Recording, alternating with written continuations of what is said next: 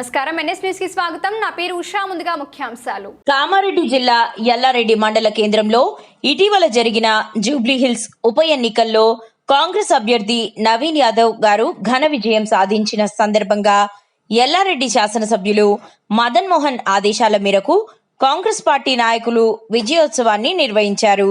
యల్లారెడ్డి మండల కాంగ్రెస్ పార్టీ సీనియర్లు, మండల అధ్యక్షులు, పట్టణ అధ్యక్షులు మరియు పార్టీ నాయకుల ఆధ్వర్యంలో పటాకులు మోగిస్తూ ఉత్సాహభరితంగా ఈ విజయాన్ని జరుపుకున్నారు.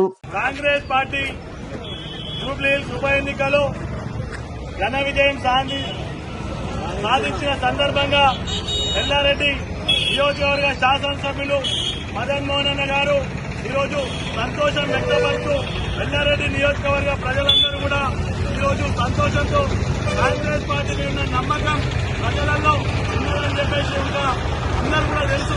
ఎందుకంటే ప్రజల పార్టీ, ప్రజాప్రభుత్వం, కాంగ్రెస్ ప్రభుత్వం అని చెప్పేసి ప్రజలు ఈరోజు చూపించిన నమ్మకం.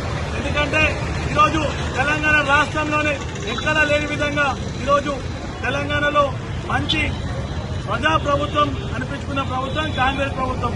ఈరోజు జూబ్లీ హిల్స్ ఎన్నిక చూస్తే అక్కడ మనం ఎంతో మంది ఏం చేసిరు, మందుకు దానికి దీనికి లోపలిచి ఏదో చేద్దామనుకున్నా కానీ ప్రజలు ఎవరికి ఓటేయాలో వాళ్ళకి ఓటేసి గెలిపించి ఈరోజు ప్రజాప్రభుత్వాన్ని మళ్ళొక్కసారి ఎప్పుడు వచ్చినా ప్రజాప్రభుత్వమే మా ప్రభుత్వం అని చెప్పేసి గెలిపించుకుంటామని చెప్పేసి ఈరోజు వాళ్ళు తీర్పునియడం జరిగింది.